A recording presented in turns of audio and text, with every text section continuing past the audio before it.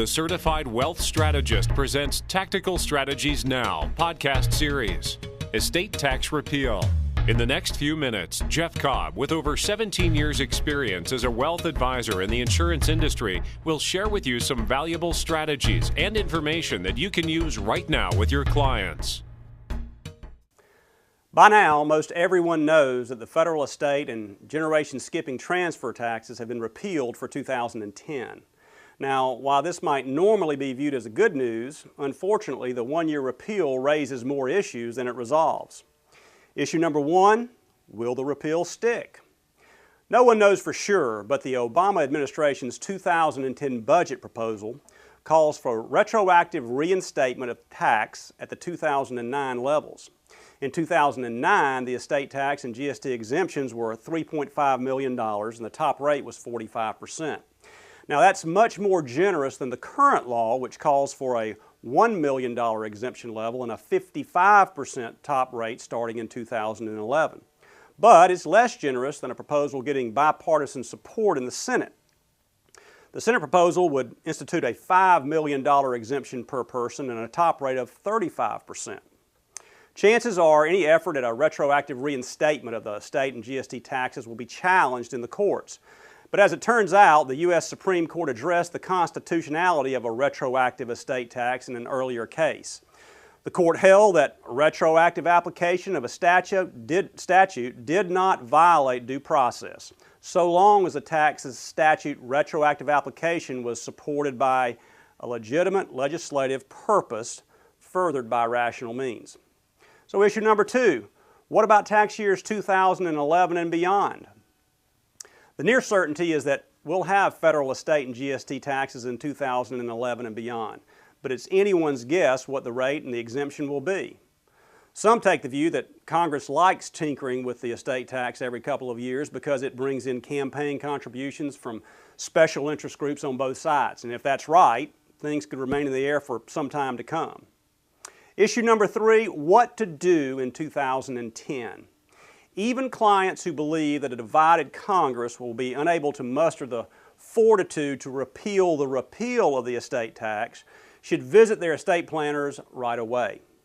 For those families with elderly parents and or grandparents in hospice or other end-of-life care, the potential return of the estate tax and GST tax at even 2009 levels in 2011 is no joke.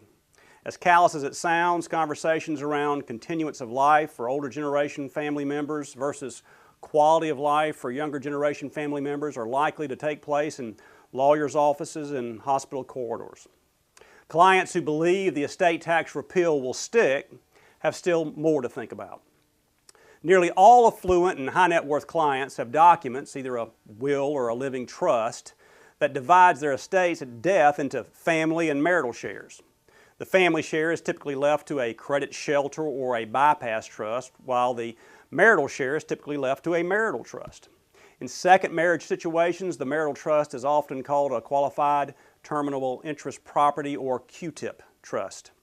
In first marriage situations, it's more likely to be a life interest with general power of an appointment trust. So let's say a client's will or living trust has a typical pecuniary formula that reads essentially as follows. I, Bill, leave all of my estate to my wife, Leslie, following the subtraction of that amount of my estate, which is minimum necessary to reduce my federal estate tax to the lowest amount. Now, assuming Bill dies in 2010, one interpretation of the formula is that the entire estate passes to Leslie inasmuch as the minimum amount necessary to reduce a non-existent estate tax to zero is zero. If the estate tax returns in 2011 and Leslie dies in that year or later, the unintended consequence of this reading of the formula is that Bill and Leslie's combined estates will be taxable at Leslie's death. No part of Bill's estate and appreciation thereof will be sheltered in the family trust. Furthermore, non-spousal beneficiaries will be effectively disinherited at Bill's death. Now, none of this is what Bill expected or intended when his estate planning documents were drafted. Or let's say the formula reads a little bit differently. It says the credit shelter trust will be funded first with the largest amount that can pass free of estate taxes, with the balance of the estate passing to the marital share. One interpretation is that because the entire estate passes free of estate taxes in 2010, the entire trust passes to the family. In this case, the surviving spouse is left with nothing. Again, this is probably not the result of the decedent's intention. Another possibility in both situations is potentially even more troubling. Disgruntled heirs could challenge the document in court, arguing that repeal of the estate and GST taxes effectively revokes the will or trust, or at least the formula clause. If the will or trust is considered revoked, presumably the decedent's estate will be distributed based upon the applicable law of intestacy. And in most cases, such a disposition of the assets will be far from the decedent's intent and will certainly not result in the most tax-efficient approach. At a minimum, this suggests that even clients who believe that the estate tax repeal will stick should add a codicil to their wills and/or amend their living trust to make it clear that it is not their intent that repeal of the estate and GST taxes revokes their documents. Beyond that, some clients may wish to consider modifying documents to maximize the benefit of the 2010 repeal should they die in this year. Essentially, this would involve leaving the entire estate of the first spouse to die to heirs in a manner that does not qualify for the marital deduction, while at the same time providing the surviving spouse with sufficient income and limited power over principal that he or she is adequately cared for.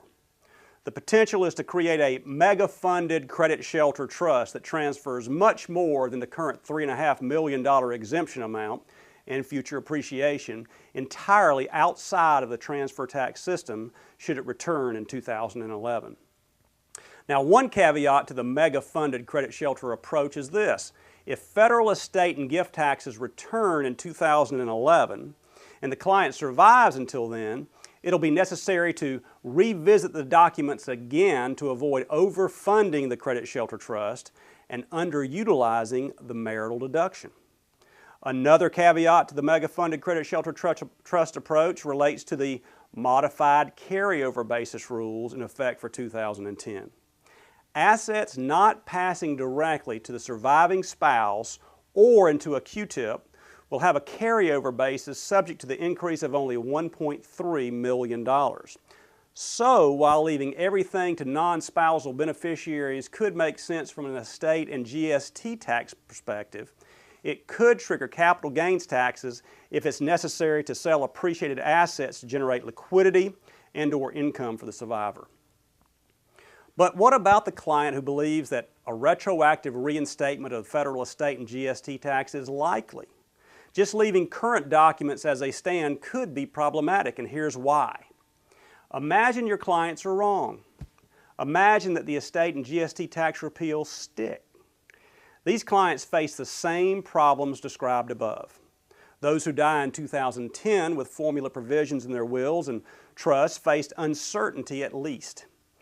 It makes sense for them to review their documents and perhaps add a codicil or amend a trust document to hedge against the possibility of the repeal remaining permanent. The bottom line, chances are your clients have received or will be receiving shortly letters from their estate planning attorneys advising them to have their documents revised. As their advisor, they may turn to you for insight on what to expect from such a review. Be prepared to discuss the alternatives. Help clients understand that the 2010 repeal is just for 1 year, and even if it stands, a relatively small lawyer's fee to modify their existing documents could save a great deal in the long run. This podcast was brought to you by the Certified Wealth Strategist. If you missed a previous podcast or would like to learn more about the fastest growing certification in the financial services industry, please visit www.certifiedwealthstrategist.com.